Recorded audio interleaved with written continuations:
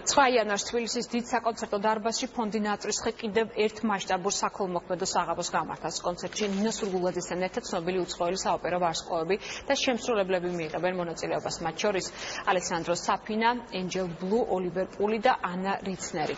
საღამოს მონაწილეები აფხაზეთის კაპელა, თბილისის ოპერის სიმფონიური ორკესტრი და ოთარ ოფუნიას ბენდიც იქნებიან. კონცერტს ცნობილი იტალიელი დირიჟორი კარლო პონტი უდირიჟორებს.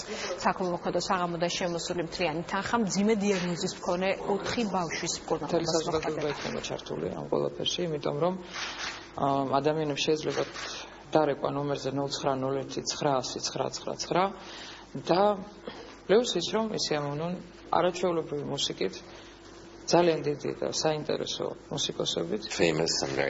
ეს იქნება პერფორმანსი, რომელშიც მონაწილეობას მიიღებენ ძალიან ცნობილი და ნიჭიერი არტისტები.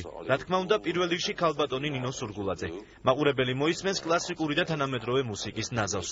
მე ძალიან ბედნიერი ვარ, რომ აქ ვარ და მონაწილეობას ვიღებ ქველმოქმედებაში.